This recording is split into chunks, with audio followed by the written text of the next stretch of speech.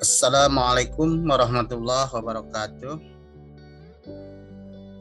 Pada video pembelajaran kali ini, Abi akan membahas tentang riba, bank, dan asuransi.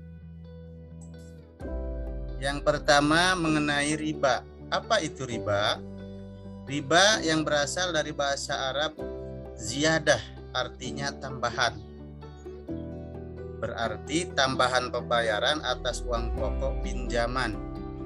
Syekh Muhammad Abduh mendefinisikan riba adalah penambahan yang disyaratkan oleh orang yang memiliki harta kepada orang yang meminjam hartanya atau uangnya karena janji pembayaran oleh peminjam dari waktu yang telah ditentukan.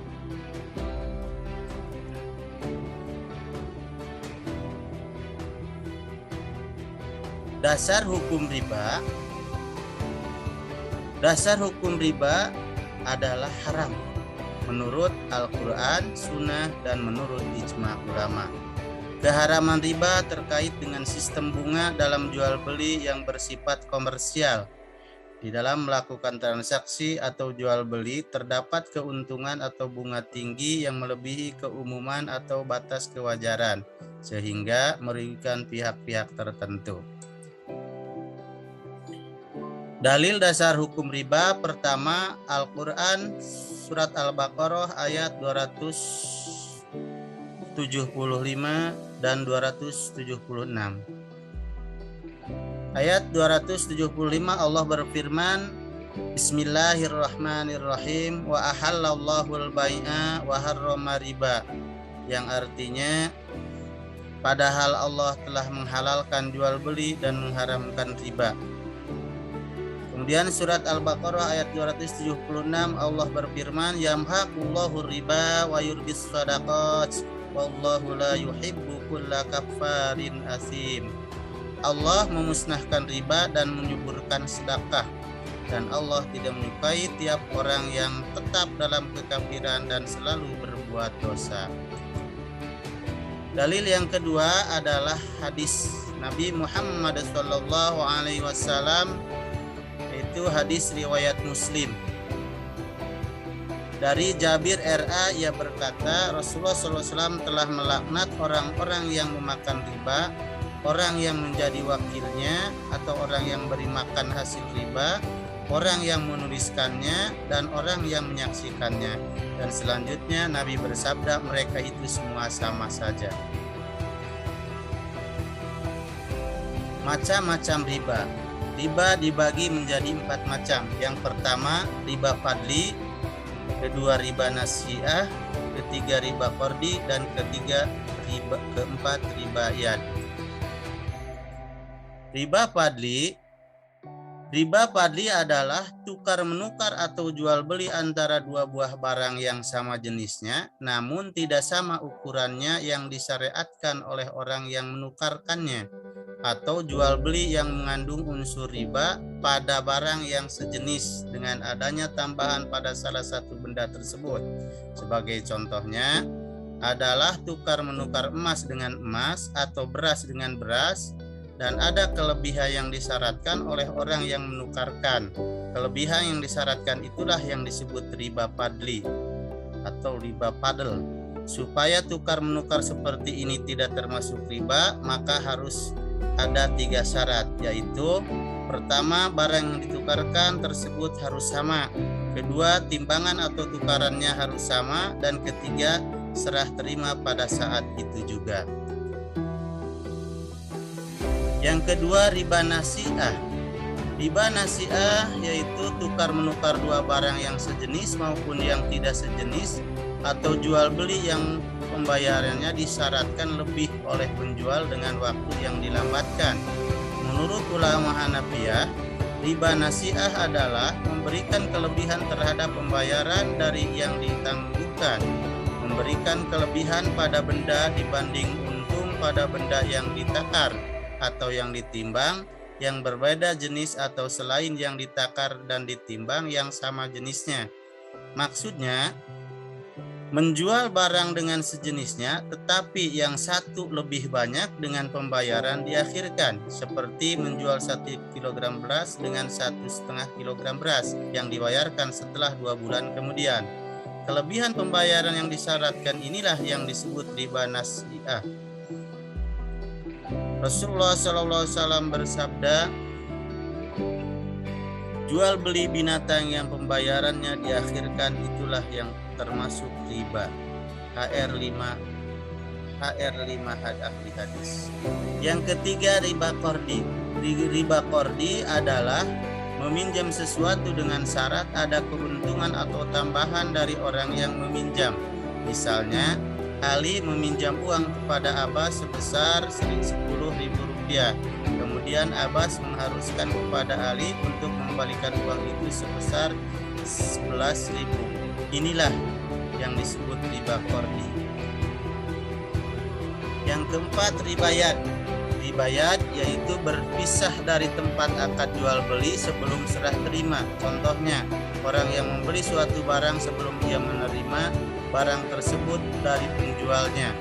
Penjual dan pembeli tersebut telah berpisah sebelum serah terima barang itu. Jual beli ini dinamakan ribayat.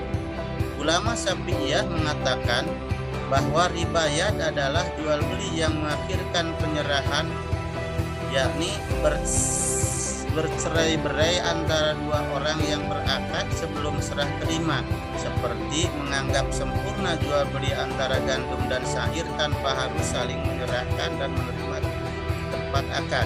Menurut ulama Syafi'iyah, bahwa antara ribayat dan riba nasi'ah sama-sama terjadi pada pertukaran barang yang tidak jelas.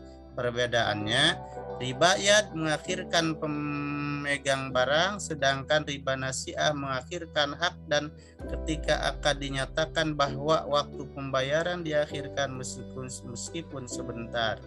Dasar hadis yang mengungkapkan ketertolakan sistem ini adalah innamar riba fin nasi'ah.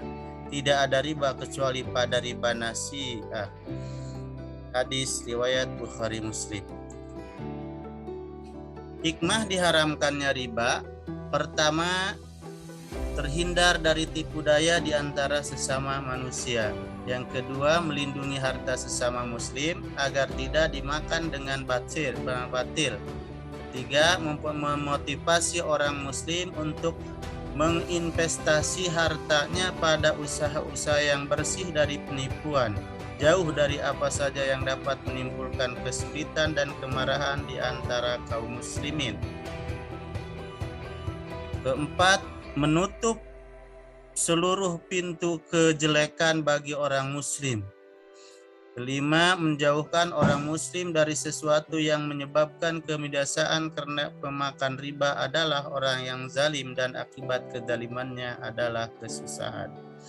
Keenam, membuka pintu-pintu kebaikan di depan orang muslim agar ia mencari bekal untuk akhirat. Ketujuh, rajin mensyukuri nikmat Allah Subhanahu wa Ta'ala dengan cara memanfaatkan untuk kebaikan serta tidak menyia-nyiakan nikmat tersebut. Selanjutnya, melakukan praktek jual beli dan utang piutang secara baik menurut Islam.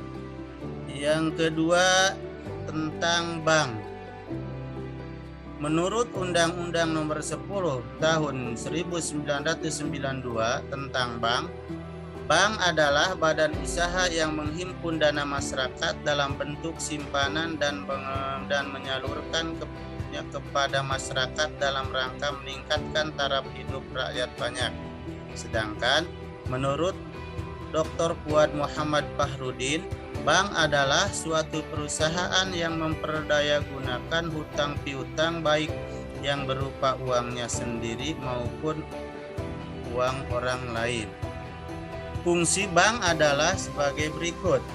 1. Menyimpan dana masyarakat. 2. Menyalurkan dana masyarakat ke publik. Yang ketiga, memperdagangkan hutang piutang. 4. Mengatur dan menjaga stabilitas peredaran uang. Kelima, tempat menyimpan harta kekayaan. atau uang dan surat berharga yang terbaik dan aman. Yang keenam, menolong manusia dalam mengatasi kesulitan ekonomi keuangan.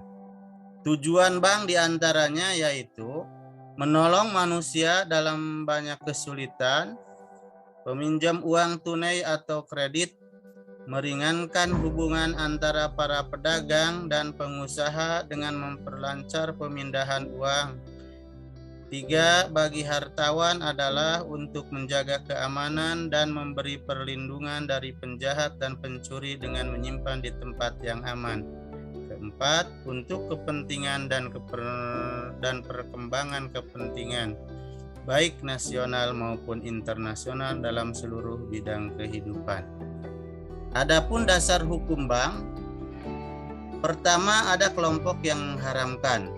Ulama yang mengharamkan riba bank diantaranya adalah Abu Zahra, guru besar Fakultas Hukum Kairo, Mesir. Kedua, Abu A'la Al-Maududi, yaitu ulama Pakistan, dan Muhammad Abdullah Al-Arabi, Kairo. Mereka berpendapat bahwa hukum bank adalah haram, sehingga kaum muslimin dilarang mengadakan hubungan dengan bank yang memakai sistem bunga, kecuali dalam keadaan darurat atau terpaksa. Kelompok kedua tidak mengharamkan. Ulama yang tidak mengharamkan diantaranya adalah Syekh Muhammad Saltut dan Ahmad Hasan. Mereka mengatakan bahwa kegiatan bermuamalah kaum muslimin dengan bank bukanlah merupakan perbuatan yang dilarang. Bunga bank di Indonesia tidak bersifat ganda sebagaimana digambarkan dalam Quran surat Ali Imran ayat 113. Wala ta'kulu riba adha'afa mudha'afah, dan janganlah kalian memakan riba yang berlipat ganda. Kelompok yang ketiga menganggap bank adalah subhat atau samar. Bank merupakan perkara yang belum jelas kedudukan hukumnya dalam Islam, karena bank merupakan sebuah produk baru yang tidak ada nasnya. Hal-hal yang belum ada nas dan masih diragukan ini yang dimaksudkan dengan barang subhat. Karena untuk kepentingan umum atau manfaat sosial yang sangat berarti bagi umat, maka berdasarkan kaidah usul maslahah mursalah, bank masih tetap digunakan dan dibolehkan. Namun ketentuan ini hanya untuk bank pemerintah dan tidak berlaku untuk bank swasta, dengan alasan tingkat kerugian pada bank swasta sangat tinggi dibanding dengan bank pemerintah. Jenis-jenis bank. Berdasarkan jenis atau sistem pengelolaannya, bank dapat dikelompokkan menjadi dua, yaitu 1, bank konvensional dengan sistem bunga. Bank dengan sistem bunga ada 2 jenis, yaitu bank umum dan bank perkreditan rakyat. Bank yang kedua adalah bank syariah, yaitu bank dengan berprinsip bagi hasil. Karena belum ada kata sepakat dari para ulama tentang hukum bank konvensional, sementara umat Islam harus mengikuti perkembangan ekonomi sehingga perlu ada jalan keluar, maka lahirlah bank syariah dengan prinsip bagi hasil. Operasional bank syariah prinsipnya adalah produk syariah dapat dilihat dari 2 sisi, sisi pergerakan dana masyarakat dan sisi penyaluran dana kepada masyarakat. Perbedaan bank konvensional dan bank Islam atau bank syariah. Bank konvensional pertama memakai perangkat bunga atau bagi hasil. Kedua, hubungan dengan nasabah dalam bentuk kreditur. Selanjutnya, melakukan investasi yang halal dan haram. Tidak terdapat dewan sejenis dewan pengawas syariah.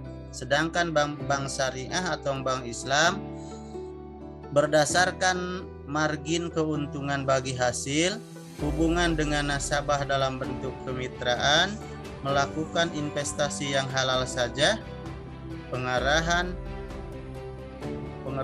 dan penyaluran dana harus sesuai dengan pendapat Dewan Pengawas Syariah. Hukum bermuamalah dengan bank konvensional dan hukum mendirikan bank Islam.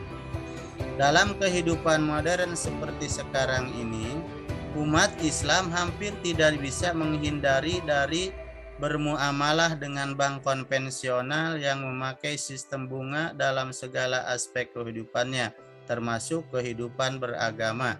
Misalnya ibadah haji di Indonesia. Perbedaan pendapat tentang hukum bermuamalah dengan bank konvensional dan hukum bunga bank.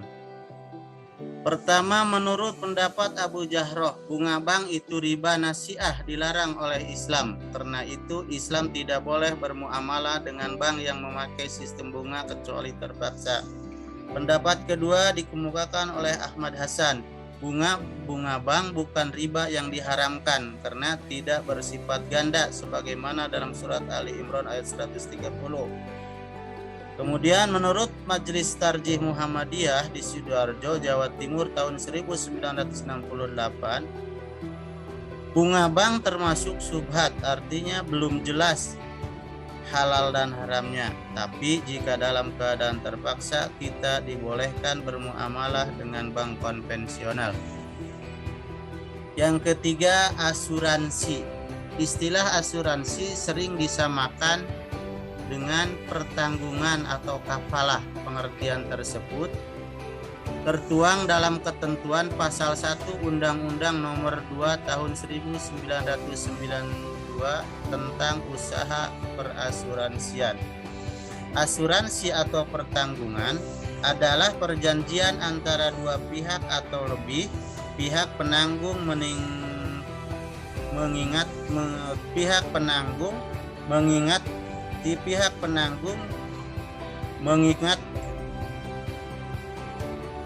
pihak penanggung mengikatkan diri pada tertanggung dengan menerima untuk memberikan penggantian pada tertanggung karena kerugian, kerusakan, atau kehilangan, keuntungan yang diharapkan atau tanggung jawab hukum pada pihak ketiga yang mungkin akan diderita, tertanggung yang timbul dari suatu peristiwa yang tidak pasti, atau untuk memberikan suatu pembayaran yang didasarkan atas meninggal atau hidupnya seseorang yang dipertanggungkan.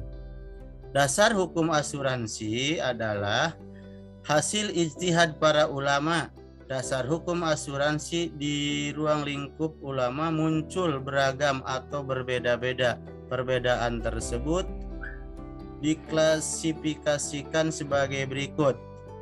Pendapat pertama mengatakan bahwa asuransi dengan segala bentuk perwujudannya dipandang haram menurut ketentuan hukum. Artinya melakukan akad asuransi tidak dibolehkan. Ulama yang mengharamkan asuransi ini adalah Abdullah Al-Qalqili dan Muhammad Yusuf Al-Qadrawi. Pendapat kedua menyatakan bahwa asuransi dengan segala bentuk perwujudannya dapat diterima dalam syariat Islam. Ulama yang mendukung pendapat ini adalah Abdul Wahab Al-Khalab dan Mustafa Ahmad Jarko, Syria, Muhammad Yusuf Musa Al-Kairo. Pendapat ketiga mengatakan bahwa asuransi sosial diperbolehkan, sedangkan asuransi komersial tidak diperbolehkan karena bertentangan dengan syariat Islam. Pendapat ini didukung oleh ulama Abu Zahrah. Pendapat keempat mengatakan bahwa asuransi dengan segala bentuk perwujudannya dipandang subhat. Pendapat tersebut didukung oleh Kiai Haji Ahmad Azhar Bashir Indonesia. Dasar hukum asuransi. Dari berbagai keterangan di atas dapat disimpulkan bahwa asuransi dibolehkan selama tidak bertentangan dengan syariat Islam. Artinya, hendaknya berdasarkan asas gotong royong, ta'awun, dan perjanjian-perjanjian yang dibuat benar-benar bersifat tolong-menolong, bukan untuk mencari laba atau keuntungan dengan jalan yang tidak benar. Dalam buku hukum asuransi di Indonesia yang ditulis oleh Wirjono Prajadikoro dijelaskan menurut pasal 246 Kitab Undang-Undang Perniagaan bahwa asuransi pada umumnya adalah suatu persetujuan di mana pihak yang menjamin berjanji kepada pihak yang dijamin untuk menerima sejumlah uang premi sebagai pengganti kerugian yang mungkin akan diderita oleh yang dijamin karena akibat dari suatu peristiwa yang belum jelas akan terjadi. Tujuan asuransi.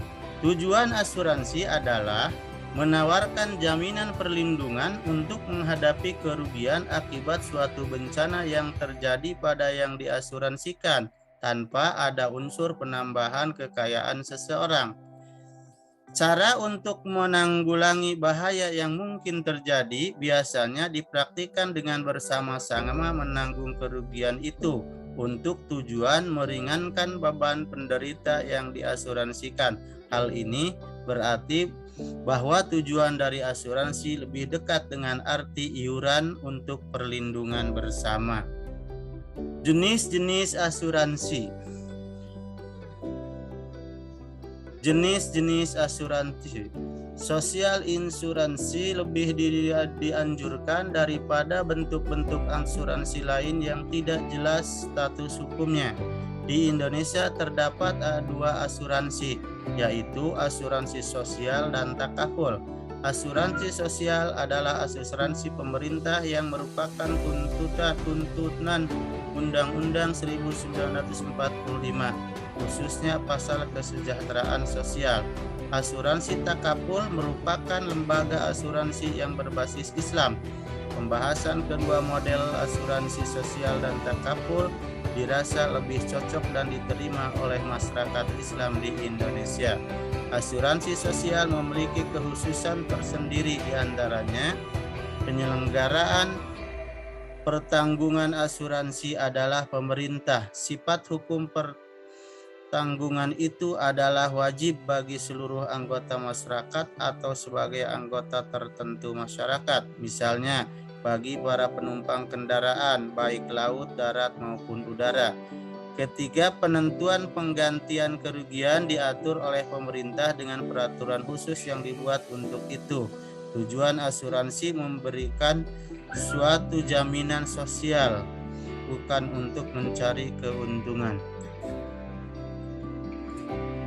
Kesimpulannya, mayoritas ulama sepakat bahwa praktik bunga yang ada di perbankan konvensional adalah sama dengan riba dan karena itu haram.